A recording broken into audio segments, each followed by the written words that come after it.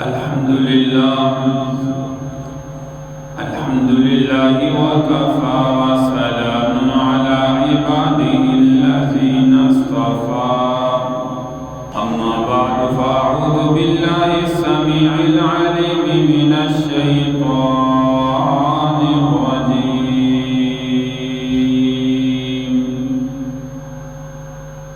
بسم الله وباسم عرش كتاب الله الرحمن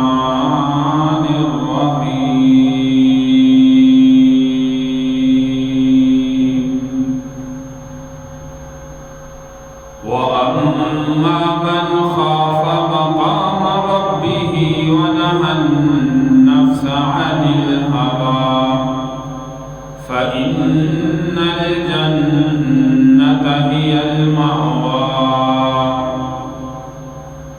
قال رسول الله صلى الله عليه وسلم التائب من الذنب كمن لا ذنب له أو كما قال عليه الصلاة والسلام صدق الله مولانا العظيم رب اشرح لي صدري ويسر لي أمري واحلل عقدة من لساني يفقه قولي رب زدني علما رب زدني علما رب زدني علما سبحانك لا علم لنا إلا ما علمتنا إنك أنت العليم الحكيم يا رب صل وسلم دائما أبدا على حبيبك خير الخلق كلهم تمام احباب پیارے پیغمبر صلی اللہ علیہ وسلم کی ذات پر درود پاک پڑھیں اللہم صلی علی محمد وعلی آل محمد کما صلیت علی ابراہیم وعلی آل ابراہیم انک حمید مجید اللہم بارک علی محمد وعلی آل محمد كما باركت على إبراهيم وعلى آل إبراهيم إنك حميد مجيد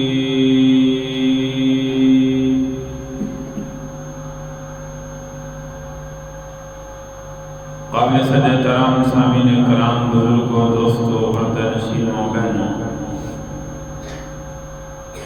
کلام مجید فرقان حمید سورۃ النازعات کی دو آیت مبارکہ تلاوت کی ہیں اللہ تبارک و تعالی ہمارے دلوں میں اپنی ذات کا حقیقی ڈر جو ہے وہ پیدا فرمائے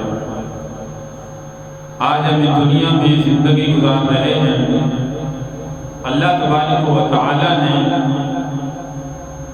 اس دنیا کے اندر ہمیں جس مقصد کے لیے بھیجا ہے وہ مقصد حقیقت میں وَمَا خَلَقْتُ الْجِنَّ وَالْإِنسَ إِلَّا لِيَعْبُدُونَ اور آج مسلمان اس مقصد سے حقیقت میں غافل ہے بہت کم ایسے مسلمان ہیں جن کے دلوں میں اللہ کی ذات کا ڈر ہے اور جو اصلی مقصد پر زندگی گزارنے والے ہیں آج 5 وقت کی نماز پڑھنا بھی مسلمان کے لیے مشکل ہو چکا ہے دنیاوی مصروفیات اسی طرح کاروبار کی مصروفیات تجارت کی مصروفیات تمام تر ذمہ داری کی مصروفیات یہ دنیاوی مصروفیات نے اللہ کی ذات سے جو ہے مسلمان کو غافل کر دیا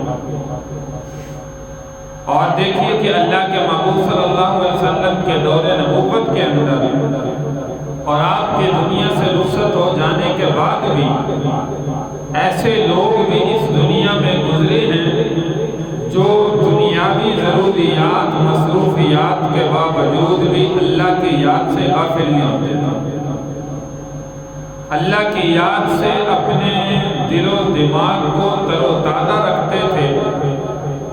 نماز کا وقت ہوا تو نماز سے غافل نہ ہوئے، مالدار تھے تو زکوٰۃ سے غافل نہ ہوئے، رمضان کا مہینہ آیا تو روزوں سے غافل نہ ہوئے، جہاد کا معاملہ آیا تو کبھی پیچھے نہ ہٹے کہ میری زندگی ختم نہ ہو جائے، کہیں میں دنیا سے رخصت نہ ہو جاؤں۔ میرے بھائی ایک دوسرے سے بڑھ چڑھ کر حصہ لیتے تھے۔ احادیث مبارکہ میں ہم پڑھتے ہیں کہ بچے اپنے پاؤں کی ایڑیاں کھڑے کر کے مجمع میں کھڑے ہوتے تھے کہ ہم بڑے لگیں اور اللہ کے محبوب صلی اللہ علیہ وسلم ہمیں بھی میدان جہاد کا حصہ بنائیں، ہم بھی اللہ کے راستے میں شہید ہو جائیں، ہم بھی آخرت کو دنیا میں بنانے والے بن جائیں۔ ہر لمحہ صحابہ کرام رضی اللہ عنہم اجمعین اللہ کی یاد سے غافل نہیں ہوتے تھے، کیونکہ معلوم تھا کہ یہی کچھ دنیا میں کامیابی کا راستہ ہے، اس کے علاوہ کامیابی کا کوئی راستہ نہیں ہے۔ آج ہم دنیاوی مصروفیات میں اتنے غرق ہو چکے ہیں کہ 5 وقت کی نماز پڑھنا بھی ہمارے لیے مشکل بن چکا ہے۔ باقی احکام تو دور کی بات، صرف نماز جو سب سے اہم عبادت ہے، جو 5 وقت اللہ نے امت مسلمہ پر فرض کی ہے، اور آخرت میں جب قبر سے اٹھائے جائیں گے سب سے پہلے یاد رکھیے کہ بندے سے نماز کے بارے میں سوال کیا جائے گا۔ اس لیے میرے بھائی یہ چند دن کی جو زندگی ہے، اس زندگی میں اللہ کے حکموں کو پورا کرنے والے بنے۔ جب دنیا کا معاملہ آئے اور دین کا معاملہ آئے تو دین کے معاملے کو آگے رکھیں، دنیاوی معاملات کو پیچھے رکھیں۔ جیسے ایک فقیر ایک بادشاہ کی خدمت میں گیا، کہا کہ آپ بڑے زاہد لوگ ہیں، بڑے زاہد لوگ ہیں۔ بادشاہ نے کہا کہ بھئی زاہد تو آپ جیسے لوگ ہوتے ہیں، آپ ہمیں زاہد کہہ رہے ہیں، زاہد تو آپ جیسے لوگ ہیں۔ تو فقیر نے کہا کہ نہیں بھئی زاہد آپ جیسے لوگ بادشاہ قسم کے لوگ ہیں۔ فرمایا مجھے آپ کا جملہ سمجھ نہیں آیا، مجھے آپ نے زاہد کیسے کہا؟ میں تو بادشاہ ہوں، دنیا دار بندہ ہوں، آپ اللہ والے ہیں، فقیر آدمی ہیں، مال سے جو ہے وہ کوئی غرض نہیں ہے، تو زاہد تو آپ کو ہونا چاہیے، آپ مجھے زاہد کہہ رہے ہیں۔ تو اس اللہ والے نے کہا میں اسی لیے کہہ رہا ہوں کہ جو بڑی چیز کو چھوڑ کر چھوٹی چیز پر قناعت کر لے اسے زاہد کہتے ہیں۔ آپ نے دین کو چھوڑ دیا اور چھوٹی چیز دنیا پر قناعت کر دی، دنیا پر آپ نے قناعت کر لی، دین بڑی چیز تھی اس کو آپ نے چھوڑ دیا، اس لیے آپ جو ہے وہ زاہد ہیں۔ تو بادشاہ سمجھ گیا، کہا کہ مجھے دنیا داری کی وجہ سے جو ہے یہ زاہد ہے۔ تو اس لیے میرے بھائی جب دین اور دنیا کا معاملہ آئے، مثال کے طور پر کسی کام میں ہم مصروف ہیں، اللہ کے گھر سے صدا آ جائے اللہ اکبر اللہ اکبر، اللہ سب سے بڑا ہے، تو ہمیں چاہیے کہ وہ دنیا کا کام چھوڑ کر اللہ کے گھر کی طرف متوجہ ہو، دنیا کے کام کو چھوڑ دیں اور اللہ کے گھر کی طرف متوجہ ہوں، کیونکہ اب اس اللہ نے ہمیں بلایا ہے جس اللہ نے ہمیں کائنات میں پیدا کیا، جس اللہ نے ہمیں صحیح سالم جسم عطا کیا، جس اللہ نے ہمیں دنیا میں وافر نعمتیں عطا کی، اور اتنی نعمتیں کہ اللہ کلام مجید میں فرماتے وَإِن تَعُدُّوا نِعْمَةَ اللَّهِ لَا تُحْصُوهَا، میری نعمتوں کو شمار بھی کرنا چاہو تو تم شمار نہیں کر سکتے۔ واقع اللہ کی ہمارے اوپر اتنی زیادہ نعمتیں ہیں، ہم شمار بھی کرنا چاہیں تو اللہ کی جو نعمتیں ہمارے اوپر برس رہی ہیں، دن رات وافر مل رہی ہیں، ایک ایک نعمت کا شکر ادا کرنا چاہیں، یاد رکھیے ہم ساری زندگی سجدے میں گزار دیں، ایک اللہ کی دی ہوئی نعمت کا ہم شکر نہیں ادا کرتے۔ مثال کے طور پر ایک ہاتھ اللہ نے ہمیں صحیح سالم عطا کیا، اس ہاتھ کی قدر اس بندے سے پوچھیں جس کے پاس ہاتھ موجود نہیں ہے، ختم ہو چکا ہے، کٹ چکا ہے، جس کے پاس موجود نہیں ہے۔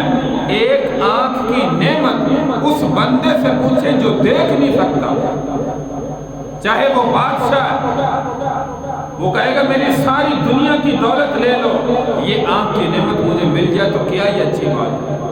میں دنیا کی خوبصورتی کو دیکھنے والا بن جاؤں، دنیا کی چمک دمک کو دیکھنے والا بن جاؤں۔ ہاتھ کی نعمت جس کی چھن چکی ہے اس سے پوچھیں تیری ہاتھ کی نعمت چھن چکی ہے، اگر دوبارہ مل جائے وہ کہے گا ساری دنیا کی دولت جو میرے پاس ہے وہ لے لو، ایک نعمت مل جائے مجھے اور کیا چاہیے۔ تو میرے بھائی ہمارا جو صحیح سالم جسم ہے یہ اللہ کی بہت بڑی نعمت ہے۔ اس کے علاوہ جو دنیاوی نعمتیں ہم استعمال کرتے ہیں، مثال کے طور پر دن رات کھانے پینے کی نعمتیں، اسی طرح پانی کی نعمت ہے، اسی طرح یہ تمام تر ضروریات جو ہماری زندگی کی ضروریات ہیں، ایک ایک نعمت خدا کی قسم اتنی بڑی ہے کہ ساری زندگی سجدے میں گزار دے تو ہم اس کا شکر نہیں ادا کر سکتے۔ جیسے ایک صحابی رسول اللہ کے نبی کی خدمت میں آئے، یا رسول اللہ میں نے اپنی والدہ کو اپنے کندھوں پر اٹھا کر فرمایا کہ پورے حج کے ارکان جو ہے وہ ادا کیے، چل نہیں سکتی معذور ہے، طواف بھی کروایا سعی بھی کروائی، تمام تر ارکان اپنے کندھوں پر اپنی والدہ کو اٹھا کے جو ہے وہ ادا کیے۔ یا رسول اللہ میں نے اپنی والدہ کا حق ادا کر دیا۔ تو اللہ کے محبوب صلی اللہ علیہ وسلم کا جواب سنیے، پیارے پیغمبر صلی اللہ علیہ وسلم نے فرمایا کہ میرے صحابی جو تو نے اپنی ماں کے پیٹ میں 9 مہینے کروڑوں سانس لیے، ابھی تو نے اس ایک سانس کا بھی حق ادا نہیں کیا۔ تو کہتا ہے کہ شاید میں نے ساری زندگی کا حق ادا کر دیا، ابھی کروڑوں سانس کا ایک سانس کا بھی تو نے حق ادا نہیں کیا۔ اتنے بڑے تمہارے اوپر تمہارے ماں باپ کے احسان ہیں۔ تو واقعہ میرے بھائی ہمارے ماں باپ کے اتنے بڑے احسان ہیں تو اس خالق کائنات کے ہمارے اوپر کتنے بڑے احسان ہوگی خود اندازہ لگا۔ تو اس لیے میرے بھائی دن رات اللہ کی نعمتوں کو استعمال کرنے والے، تندرست صحیح سالم زندگی گزارنے والے ہم نوجوان یہ دیکھیں کہ اللہ نے ہمارے اوپر اتنی بڑی نعمتیں وافر عطا کی ہیں، ہم اس کا شکر ادا کرنے والے بنے۔ اور شکر سب سے بڑا کیا ہے کہ اللہ کا حکم جب سامنے آئے اس کے سامنے اپنے سر کو جو ہے وہ خم کر دینا، سر کو جھکا دینا، یہ ہے اللہ کے حکموں کے آگے جھکنا۔ تو اس لیے جب دنیاوی معاملات میں ہم دیکھیں کہ دین کا معاملہ آ گیا تو دین کے معاملے کو آگے رکھیں، دنیاوی معاملات کو پیچھے رکھیں۔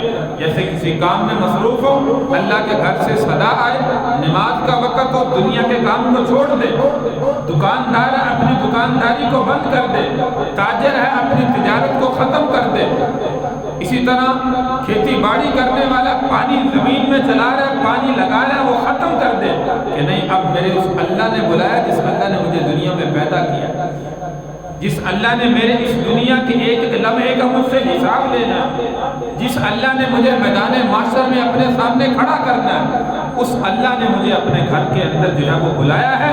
انسان کو یہ سوچنا چاہیے اور اللہ کا حکم جو ہے وہ پورا کرنا چاہیے۔ ہم کہتے ہیں کہ نہیں میں اپنی دکان بند کروں گا، یہ گاہک کتنے آئیں گے، میرا نقصان ہو جائے گا، اگر میں نے پانی زمین کو نہ لگایا تو کون لگائے گا، میرا نقصان ہو جائے گا۔ تاجر کہتا ہے میں نے تجارت میں وقت جو صرف کر رہا ہوں، یہ اگر نماز میں وقت لگاؤں گا میرا نقصان ہو جائے گا۔ نہیں میرے بھائی، نفع نقصان کا مالک جو ہے وہ ہمارا خدا، ہمارا اللہ ہے، اور جب اللہ کے معاملے کے اندر ہم اللہ کی طرف متوجہ ہوں گے تو کیسے ممکن ہے کہ اللہ ہمارا دنیاوی نقصان کرے؟ یہ کسی حال میں بھی جو ہے وہ ممکن نہیں ہے۔ اس لیے میرے بھائی اپنے دلوں میں اللہ کی ذات کا ڈر پیدا کریں۔ کوئی بھی گناہ دنیا میں ہو چکا ہے، حدیث مبارکہ بھی آپ کے سامنے تلاوت کی، التائب من الذنب کمن لا ذنب لہ۔ پیارے پیغمبر صلی اللہ علیہ وسلم نے فرمایا دنیا میں کوئی گناہ تم سے سرزد ہو چکا ہے، فرمایا میری ذات سے معافی مانگو، میں اللہ اس گناہ کو معاف کروں گا، اور ایسا معاف کروں گا کہ جیسے گناہ تم نے کیا ہی نہیں ہے۔ ویسے تو حدیث مبارکہ پیارے پیغمبر صلی اللہ علیہ وسلم نے فرمایا کہ دنیا میں جو بندہ جس جگہ پر کوئی گناہ کرتا ہے آخرت میں وہ جگہ بھی اس کے گناہ کی گواہی دے گی کہ میری جگہ پر اس جگہ پر اس بندے نے یہ فلاں گناہ جو ہے وہ کیا تھا. لیکن دوسری طرف حدیث مبارکہ التائب من الذنب کمن لا ذنب له یا عبادی الذین اسرفوا علی انفسهم لا تقنطوا من رحمت اللہ ان اللہ یغفر الذنوب جميعا انہ هو الغفور الرحیم. اللہ فرماتے میرے بندے گناہوں میں حد سے زیادہ بھی تجاوز کر چکا ہے میری رحمت سے کبھی نا امید مت ہونا. کیوں؟ اللہ کی رحمت کے خزانے بڑے وسیع ہیں. اللہ فرماتے تو مجھ سے سچے دل سے معافی مانگنے والا بن میں تیرے ساری زندگی کے گناہوں کو معاف فرما دوں. اس کا مطلب یہ ہے کہ جس جگہ پر ہم نے کوئی گناہ کیے آخرت میں وہ گواہی تو دے گی لیکن اگر سچے دل سے معافی مانگ لے اللہ غفور الرحیم معاف کرنے والا ہے. جیسے ان اللہ یغفر الذنوب جميعا بے شک اللہ تمام تر گناہوں کو بخشنے والا ہے معاف کرنے والا ہے. انہ هو الغفور الرحیم کیونکہ وہ معاف کرنے والا بھی ہے بندوں پر رحم کرنے والا بھی. تو میرے بھائی اللہ تبارک و تعالیٰ یہ نہیں چاہتے کہ میرے بندے آخرت میں زیادہ سے زیادہ جو ہے وہ عذاب کی لپیٹ میں آئے. اللہ تو بندوں کو بخشنا چاہتے ہیں اسی لیے یہ بخشش کے بہانے دنیا میں اللہ نے بنائے ہیں. دنیا میں زندگی میں اللہ نے وقت عطا کیا کہ میرے بندو دنیا میں حد سے زیادہ بھی گناہوں میں تجاوز کر چکے ہو تو میری ذات سے دنیا میں معافی مانگنے والے بن. جب معافی مانگو گے تو اللہ تبارک و تعالیٰ تمہارے گناہوں پر قلم پھیر دے گا. تو اس لیے میرے بھائی کہا جاتا ہے کہ جتنی زندگی جو سانس باقی ہیں جو لمحات زندگی کے باقی ہیں اس کو غنیمت سمجھتے ہوئے اللہ سے ڈر کے گزارنے چاہیے. اور اللہ سے ڈر کے گزاریں گے تو اللہ ہمارے گناہوں کو معاف فرمائے گا. اور اگر اللہ سے نہ ڈرے تو یاد رکھے کہ اسی سوچ میں رہے کہ کوئی نہیں ابھی بڑی زندگی پڑی ہے توبہ کر لیں گے ابھی تو میری بڑی زندگی ہے ابھی تو میری جوانی ہے ابھی تو میں نے بڑھاپا دیکھنا ہے ابھی تو بڑی زندگی پڑی ہے توبہ کر لوں گا.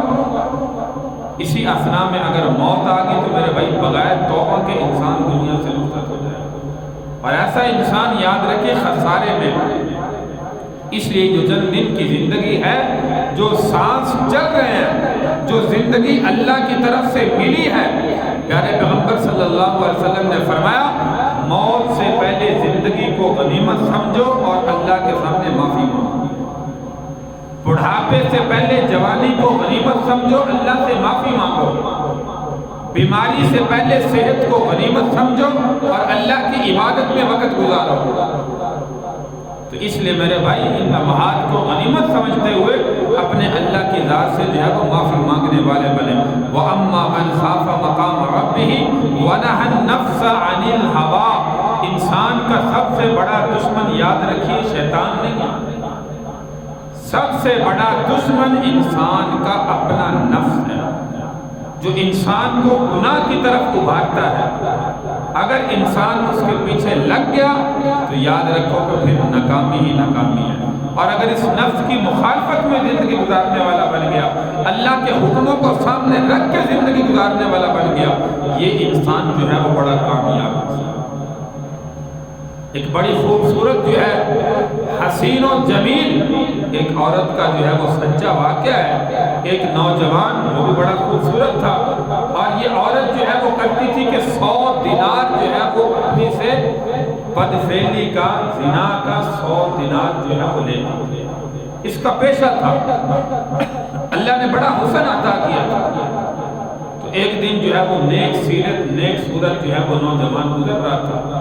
اس کی اچانک جو ہے وہ اس عورت پر نظر پڑ گئی. اب دل کے اندر جو صورت دیکھی وہ نقش کر دی.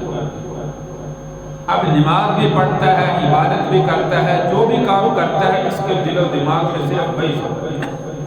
اس نے بھی سوچا کہ شیطان مجھ پر حاوی ہو چکا ہے. تو پتہ تھا کہ وہ 100 دینار جو ہے وہ لیتی ہے. اب اس نوجوان نے جو ہے وہ مزدوری کرنا شروع کر. عبادت بھی اللہ کی کرتا ساتھ مزدوری بھی کرتا. 100 دینار جو ہے وہ جمع کیے، 100 دینار جمع کر کے اس کے ساتھ بدفعلی کے لیے جو ہے یہ چلا گیا، گناہ کا ارتکاب کرنے کی نیت سے چلا گیا، تھا بڑا عبادت گزار، نیک سیرت، نیک صورت، جب چلا گیا عورت نے کہا خوش آمدید، کیونکہ اس کا تو پیشہ تھا۔ اب جب کمرے میں داخل ہوا تو اس عورت نے کہا کہ جا کر جو ہے وہ چارپائی پر بیٹھا، اور اس عورت نے یاد رکھی کہ اپنی چارپائی سونے کی بنائی، اتنا پیسہ تھا اس کے پاس، کیونکہ حرام کا پیسہ تھا۔ اس لیے میرے بھائی کہا جاتا ہے دنیا میں ہم جو کمائی کر رہے ہیں حلال حرام کی تمیز رکھیں۔ حرام اکثر زیادہ ہوتا ہے، انسان لالچ میں آ کے حرام کاروبار شروع کر دیتا ہے، پیسے کے لالچ میں، شیطانی لالچ میں، اور انسان پیسہ جب کمانا شروع کر دیتا ہے پھر انسان کو حلال حرام کی تمیز نعوذ باللہ ختم ہو جاتی ہے۔ بس انسان سوچتا ہے کہ پیسہ آنا چاہیے، چاہے حرام طریقے سے آ رہا ہے یا جس طریقے سے بھی آ رہا ہے۔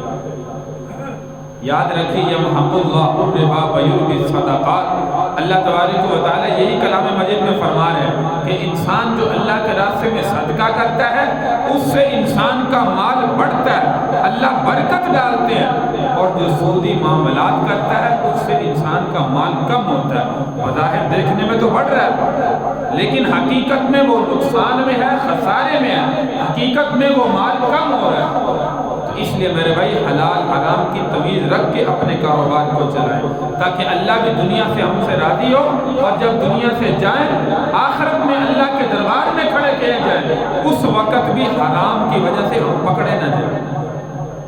تو نوجوان کے پاس جو ہے وہ چارپائی پر بیٹھا، جب گناہ کا ارادہ کرنے لگے بیٹھ کر نوجوان نے ساری کارگزاری اپنی سنائی کہ میں بڑا عبادت گزار تھا لیکن ایک دن گزرا دروازہ آپ کا کھلا تھا، میری اچانک جو ہے وہ نظر پڑی، آپ کی صورت اس دن سے میں بھولا نہیں، عبادت کرتا ہوں، قرآن کی تلاوت کرتا ہوں، جن لمحات میں بھی ہوتا ہوں آپ کی صورت میرے سامنے نظر آتی ہے۔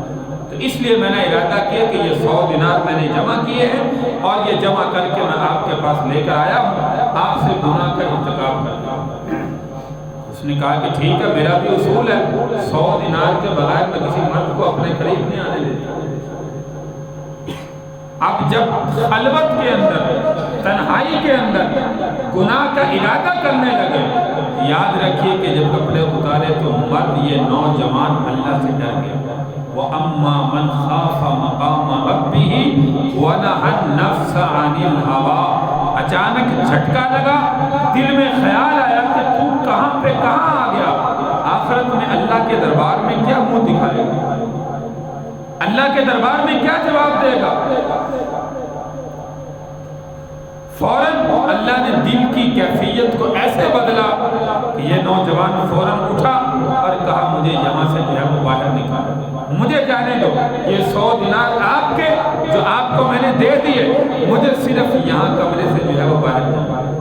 اب عورت نے پکڑ لیا، کہا کہ تو نے تو مجھے ساری کارگزاری سنائی تھی، تو نے تو کہا تھا کہ میری محبت تیرے دل میں گھر کر گئی ہے اور 100 دینار مزدوری کر کے تو نے جمع کیے، اب کیا ہوا؟ کہا کہ میں اللہ سے ڈر گیا ہوں، واقعتاً میرے دل میں اللہ کی ذات کا ڈر آ گیا ہے، اس وقت سب سے پہلے مجھے تجھ سے زیادہ کوئی حسین نظر نہیں آ رہا تھا، لیکن اس وقت کیفیت میرے دل کی یہ ہے کہ تجھ سے زیادہ جو ہے وہ بدصورت مجھے کوئی بھی نہیں لگا، میں تیری طرف دیکھنا بھی نہیں چاہتا۔ ابھی اس عورت نے جب یہ جملہ سنا کہ یہ یہاں سے بھاگنے کی کوشش کر رہا ہے، اس کو پکڑ لیا۔ اب یہ کہتا ہے کہ مجھے یہاں سے جانے دو، عورت کہتی میں تجھے جانے نہیں دوں گی جب تک تو گناہ نہیں کرے۔ اس نے کہا خدا کے لیے میرا کوئی ارادہ نہیں ہے، میں آیا گناہ کے ارادے کے ساتھ، لیکن اب اللہ کی ذات کا ڈر میرے دل میں آ گیا ہے، میں اپنے اللہ کے سامنے اس حالت میں جو ہے وہ نہیں کھڑا ہونا چاہتا کہ میں نے دنیا میں گناہ کیا۔ تو اس نے کہا کہ چلو ٹھیک ہے تو گناہ نہیں کرنا چاہتا، میں نے بھی تیرے جیسا نوجوان آج تک جو ہے وہ نہیں دیکھا کہ میرے پاس آیا ہو، پیسے ادا کیے ہو اور پھر بغیر گناہ کے اس طرح جو ہے وہ چلا جائے، مجھ سے جو ہے وہ نکاح کر شادی کر۔ اس نے کہا کہ میں کسی حال میں تجھ سے نکاح نہیں کر سکتا، میں یہاں سے جانا چاہتا ہوں، مجھے یہ چھوڑ دے۔ تو اس نے کہا چلو ایک شرط پر میں تجھے چھوڑتی ہوں کہ میں تیرے گھر میں آؤں گی، بعد میں تجھ سے نکاح کروں۔ اس نے کہا بعد کی بات میں دیکھی جائے گی، مجھے یہاں سے جانا ہے۔ خیر اللہ کی طرف سے جو ہے یہاں سے چلا گیا نوجوان، اپنے گھر میں گیا۔ ایک دو دن کے بعد یہ عورت اس کے گھر میں پہنچ کے پتہ کرتے کہ فلاں ایسی ایسی صفات کا نوجوان ہے۔ گھر کا پتہ کرتے کرتے اس کے علاقے کے اندر پہنچی، اس کے گھر میں پہنچی۔ کسی کو جو ہے وہ پوچھا کہ فلاں نوجوان کا گھر، انہوں نے کہا کہ یہ فلاں گھر۔ اب اس عورت کا پیغام اندر گیا، پیغام دینے والے نے کہا کہ ایک ملکہ تجھ سے ملنے کے لیے آئی، کیونکہ اپنا بناؤ سنگار ایسی عورتیں آپ جانتے ہیں کہ بڑی خوبصورت بن کے رہتی ہیں تاکہ دیکھنے والے کی نظر میں جو ہے وہ اچھی لگے۔ تو کہا کہ ایک ملکہ تجھ سے ملنے آئی ہے۔ جب اس نوجوان نے سنا کہ ملکہ، باہر آئے تو دیکھا کہ وہی عورت جس سے جان چھڑا کے یہ وہاں سے بھاگا تھا۔ اب کہتے ہیں کہ اس نوجوان کے جو ہے وہ ایسی چیخ ماری جس چیخ کی وجہ سے جسم کانپا اور فوراً گرا اور اس نوجوان کی موت ہوا۔ عورت نے دیکھا کہ اتنا اس کے دل میں اللہ کی ذات کا ڈر۔ اب یاد رکھیں کہ یہ عورت جب اپنے گھر سے آئی تھی یہ بھی توبہ کر کے آئی تھی، کیونکہ ایسا نوجوان جو پیسے ادا کرنے کے بعد گناہ کا ارادہ نہیں کیا، اللہ کی ذات کا ڈر دل میں آ گیا، اسی وقت اس کے دل کی کیفیت بھی اللہ نے تبدیل کر دی۔ اب یہ توبہ کر کے اس نوجوان سے نکاح کی غرض سے آئی تھی، دیکھا کہ فوراً نوجوان جو ہے وہ وفات پا گیا۔ اس نے کہا یہ کہ وہ معاملہ ہی الٹ ہو گیا۔ اس نے پوچھا کہ اس کے رشتہ دار، پتہ چلا کہ اس کا بھائی ہے۔ لوگوں نے کہا کہ وہ بھی ایک اللہ والا ہے، فقیر آدمی ہے۔ تو اس نے کہا کہ میں جو ہے اس کے بھائی کی نیکی کی وجہ سے، اللہ کے ڈر کی وجہ سے میں اس کے بھائی سے جو ہے وہ نکاح کر رہا ہوں۔ لہذا اس عورت کا اس کے بھائی سے نکاح ہوا، شادی ہوئی، اور یاد رکھیے کہ اس عورت کے بطن سے 7 بچے ایسے پیدا ہوئے جو بڑے ہو کر وقت کے ولی اللہ بنے، بڑے ہو کر وقت کے ولی اللہ بنے، اللہ سے ڈرنے والے بنے، دنیا میں ان کا نام پیدا ہوا۔ اللہ کی طرف سے دیکھیے کہ جب اللہ کی ذات کا ڈر دل میں آتا ہے، اللہ ساری دنیا کی جو ہے وہ رنگینیوں کو تبدیل فرما دیتے ہیں، دل کی کیفیت کو تبدیل کر دیتے ہیں۔ ایک طوائفہ عورت دیکھیے، جب اللہ نے زندگی کو تبدیل کیا، نکاح کا ارادہ کیا، نکاح کیا، جس نوجوان سے کرنا چاہتے تھی وہ اللہ کے ڈر کی وجہ سے دنیا سے چلا گیا، اس کے بھائی سے نکاح کیا، اللہ نے اس کے بطن سے جو ہے وہ 7 ولی اللہ کی جو ہے وہ پیدائش کی۔ یہ ہے میرے بھائی اللہ کے سامنے توبہ کا نتیجہ، معافی کا نتیجہ۔ اس لیے خدا را زندگی میں کوئی بھی گناہ سرزد ہوئے اپنے اللہ سے سچی معافی مانگنے والے بنے، کیونکہ اللہ معاف کرنے والا ہے۔ دنیا کے اندر اللہ سے معافی مانگ لے، اگر بغیر معافی کے چلے گئے تو یاد رکھیے کہ پھر خسارہ ہی خسارہ، نقصان ہی نقصان ہے۔ اس لیے التائب من الذنب کمن لا ذنب له، اللہ کلام مجید میں فرما رہے ہیں یا عبادی الذین اسرفوا علی انفسهم لا تقنطوا من رحمت اللہ۔ یہ نہ سوچیں ابھی بڑا وقت پڑا ہے، ابھی میری بڑی زندگی پڑی ہے، ابھی تو میں نے بڑے سال جو ہے وہ دنیا میں دیکھنے ہیں، ابھی تو میں نے فلاں معاملات سیدھے کرنے ہیں۔ میرے بھائی زندگی کا کوئی بھروسہ نہیں، کب اسرائیل علیہ السلام تشریف لے آئے، اللہ کی طرف سے حکم صادر ہو جائے اور ہم اس دنیا کی زندگی کو چھوڑ کر جو ہے وہ چلے جائیں۔ آج بچہ بھی دنیا سے جا رہا ہے، پیدائشی بچہ بھی جا رہا ہے، دنیا میں 1 سال کا بھی جا رہا ہے، 10 سال کا، 20 سال کا، 40، 50، 100 سال تک ہر عمر کے طبقے کے نوجوان بھی، بوڑھے بھی، بچے بھی اس دنیا سے جو ہے وہ رخصت ہو رہے ہیں۔ ہم اپنے کندھوں پر جنازے اٹھا کے قبر میں رکھ رہے ہیں، مردوں کو قبر میں دفنا کے آ رہے ہیں۔ اس لیے میرے بھائی کسی انسان کی زندگی کا کوئی بھروسہ نہیں، میرا بھی نہیں پتا، آپ کو بھی نہیں پتا۔ اس لیے جو وقت ملا ہے اللہ کی طرف سے غنیمت سمجھیں، موت سے پہلے زندگی کو غنیمت سمجھ کے اپنے اللہ سے معافی مانگنے والے۔ جو زندگی ملی ہے غنیمت سمجھ کے اپنے اللہ کے حکموں پر زندگی گزارنے والے بنے۔ اللہ تبارک و تعالی ہمیں نیک اعمال کی توفیق عطا فرمائے اور دنیا میں اپنی ذات سے معافی مانگنے کی توفیق عطا فرمائے۔